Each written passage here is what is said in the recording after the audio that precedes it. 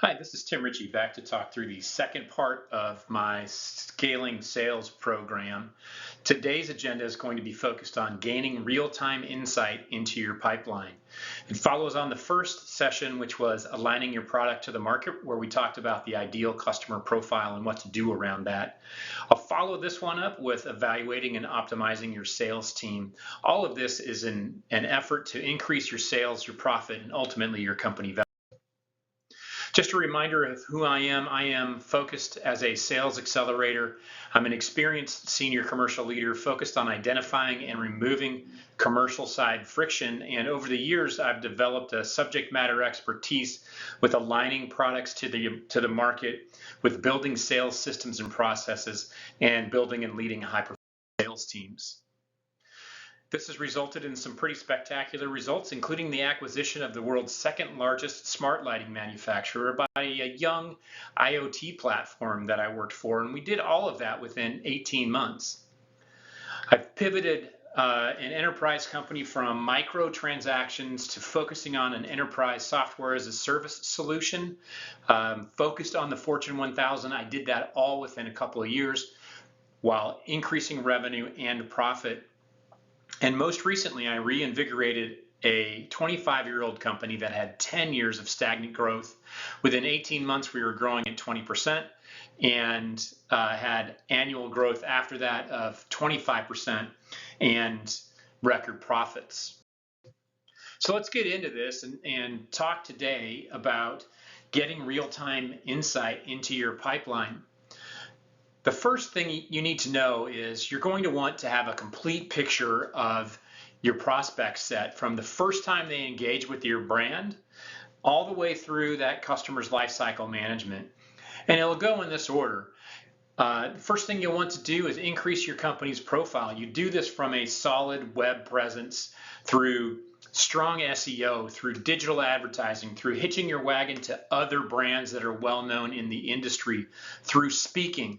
There's lots of ways to increase your company's profile just so people become aware of the brand and are drawn to the brand. And once they get to you, once they find your website, you want to make sure that you can increase your credibility so that they are comfortable making a purchase decision. Ensuring that you have really strong content on your website will shorten your sales cycles by making the purchasers that are coming to your website comfortable that you are a subject matter expert. You'll also want to develop, in addition to strong content on your website, you'll want to develop strong content with one-sheets and webinars so that when people aren't coming to your website, you'll still have a way to convey your value and subject matter expertise. Once you get prospects running through a cycle, you'll have your marketing team or your automated marketing systems nurture those leads until they cross a threshold. That threshold is identified as a marketing qualified lead. That is, someone in marketing or your automated systems in marketing believe that there's been enough interaction and enough interest shown by the prospect that marketing now believes that is a true lead that is worthwhile having sales take a look at.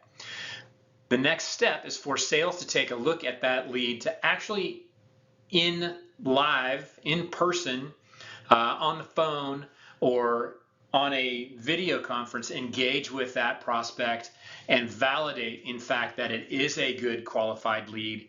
And then we begin the sales process that I can cover in another webinar. And then finally, once a deal closes, we still have the whole life of a customer to focus on, and strong life cycle management, strong tracking of interactions here will lead to referrals. It'll lead to references. It'll really lead to low customer churn. You definitely want to take care of your existing customers. So what systems do you need to track a prospect all the way through the funnel and lifecycle manage? It begins with a strong website platform. In my mind, the best platform out there is WordPress. It's simple to use. It's incredibly powerful. They've developed a platform where there's all kinds of plugins, much like Salesforce, that you can add on, from forms to CAPTCHA to media posting to newsletters. There's all kinds of stuff that you can add to WordPress to tightly customize your website. And WordPress engages with all sorts of and interfaces with all sorts of other platforms, so that every click that is completed on your website can be tracked. So that's the key. You want to be able to track engagements from the very first click when a prospect comes to your website. So when someone comes to a WordPress website, you can have it set up where there will be a cookie dropped, and you'll be able to track every action. And if you have your website platform connected to your CRM, all of that data can be dumped into the CRM, so that you'll be able to track who is taking which actions on your website. You'll be able to count those actions. You'll be able to count how much time is being spent on your website, what documents are being read or downloaded, and then take actions, even automated actions, as a result of that. So that takes me to the next bullet here, sending outbound communications. A best practice is someone comes to your website, you drop a cookie on them, they maybe come back 3 or 4 times. Perhaps they download a white paper where you capture their name and email address. That for me is a sufficient level of interest for me to begin a nurturing campaign with that particular prospect. And I will begin to send out sequences of outbound communications. So if someone comes and they download a white paper on topic A best practice is for you to have a marketing sequence of, say, 5 or 6 emails that can be sent out that relate to subject A. That nurturing campaign can be done automatically or with some user intervention through your CRM platform. I recommend HubSpot as the CRM platform. It's intuitive to use, it's easy to set up, it integrates with everything. It is becoming more expensive, but it's still a bargain when you compare it to something like Microsoft's platforms or say Salesforce. So HubSpot is my CRM of choice. There's a good second, that is Zoho One. Zoho One has a lot of the same capabilities as HubSpot, but it's less intuitive for me. It's harder to set up. It's harder for salespeople to work in and out of. And ultimately, I want my CRM system to be transparent to the salespeople. I don't want them doing a lot of administrative work. I want them selling, interfacing with prospects, interfacing with customers, and popping into a CRM system to get their work done there and then move on to the next thing. So HubSpot and Zoho One are my 2 recommended systems. And then data visualization. So I know a lot, in fact, I would say the majority of sales leaders will take a look at metrics once a month or maybe even once a quarter. And I'm going to argue that if you're looking at sales metrics and marketing metrics less than once a day, you're missing opportunities to adjust your strategy and to adjust your tactics.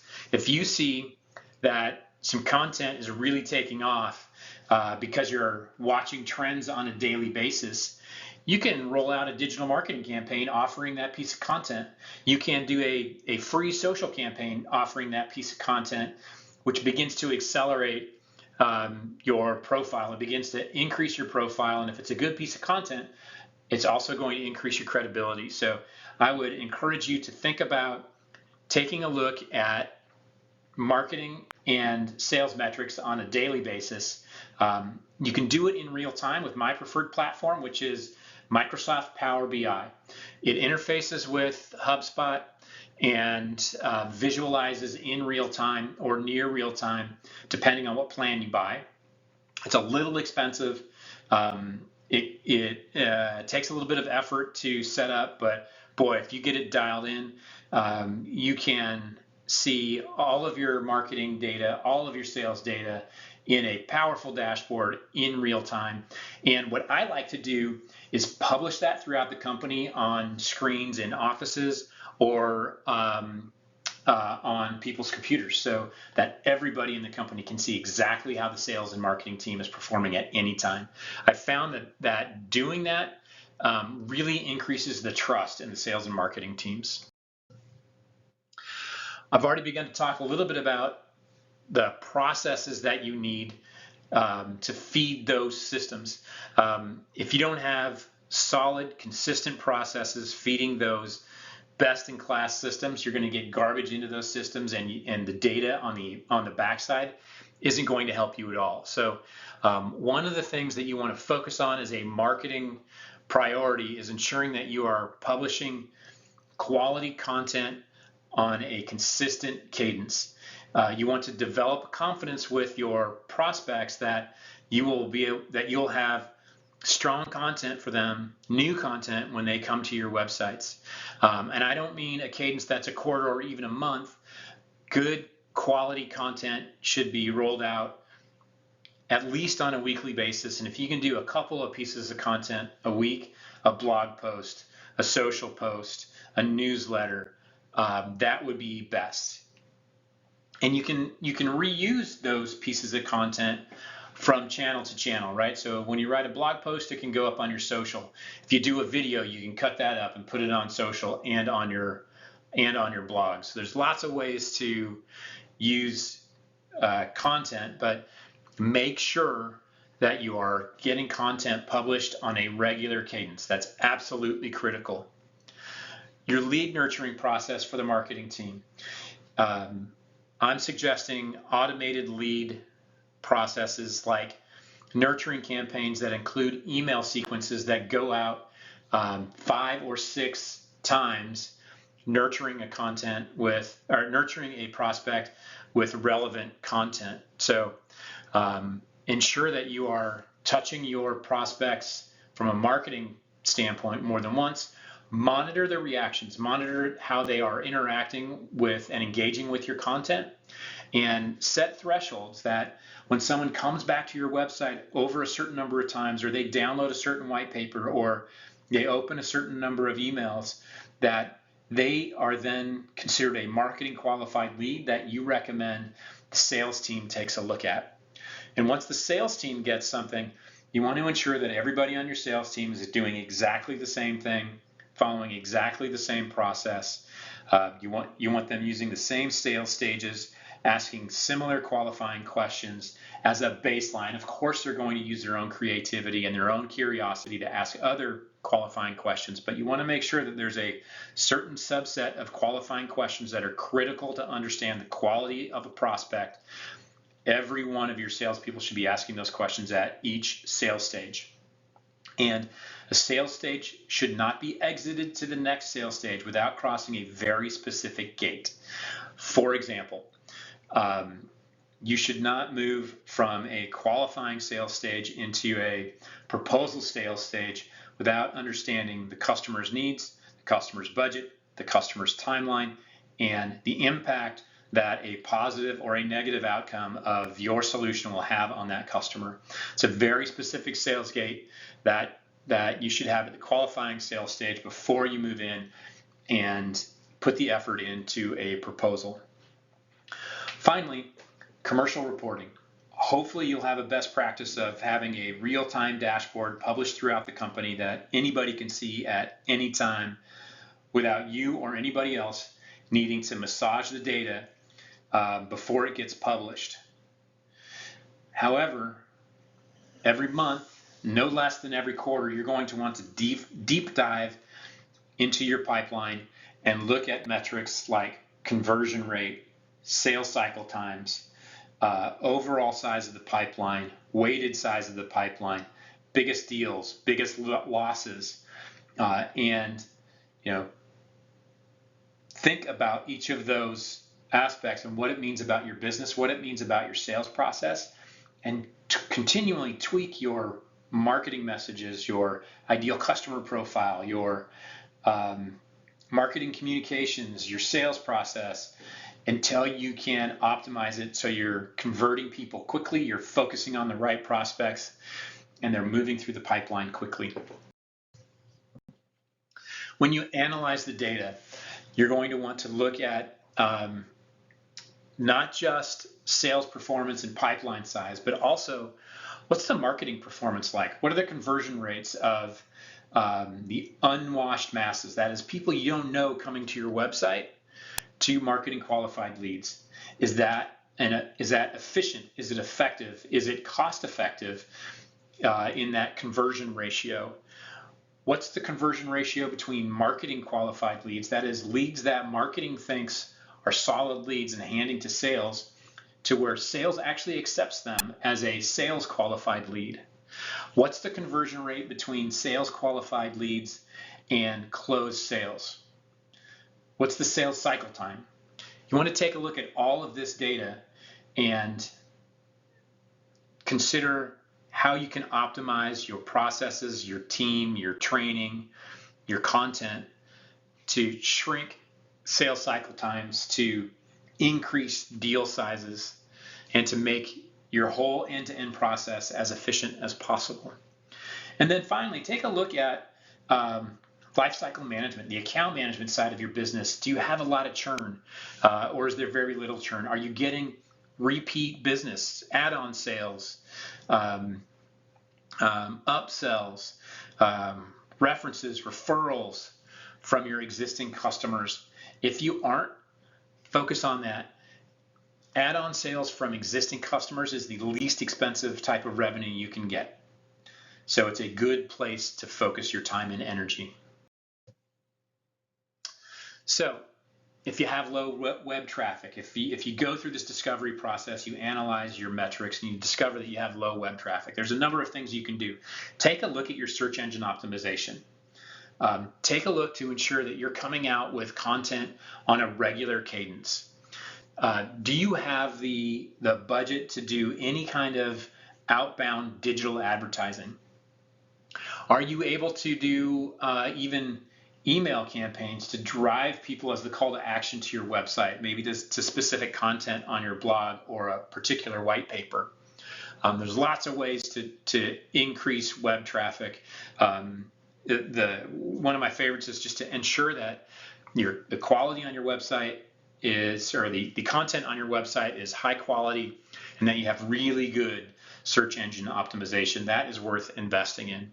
If you have a low conversion rate from the unwashed masses to your marketing qualified leads, take a look at the content that you're delivering. Is it really good content? Is it adding value to your prospects? If it's not good content. Make sure that you're focused on your ideal customer profile. That was from the first session in this program. It may be that your ideal customer profile needs to be tweaked. If it does, go back and re-listen to that first session.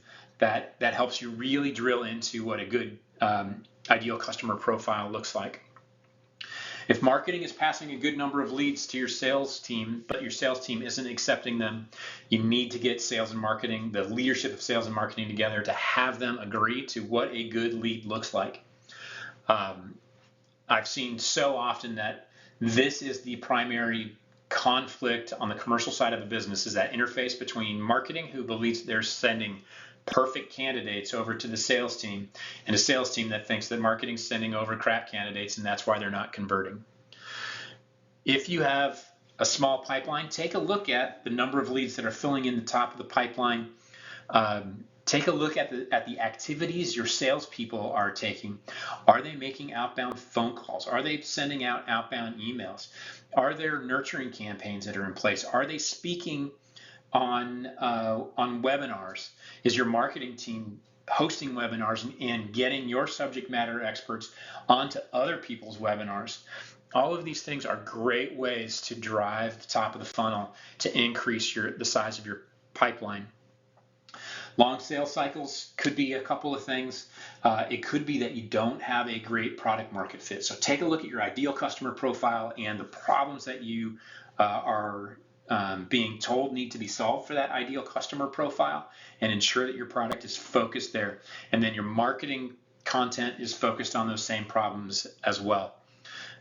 It could be that your sales team is not performing and they need some additional training, or geez, maybe you need to flip out some of your salespeople and upgrade that team. Those are all things that you should be looking at if you have a low deal conversion rate or a long sales cycle. And if you have high customer churn, take a look at your account management team and your account management practices. There should be, depending on your solution, there should be a high touch with existing customers. Ensure that they continue to be thrilled with your solution, and especially ensure that their first interaction with your solution, their onboarding, is a fantastic experience. Thanks for taking a look at this. I'm hoping that you can complete all of these actions within 45 days, 60 days max. Once again, there's lots of detail behind this. So if you'd like more detail, feel free to reach out. You can reach me on my phone number, 425-200-4533, or tim@timritchie.com. Thanks for taking a look. I hope it was helpful.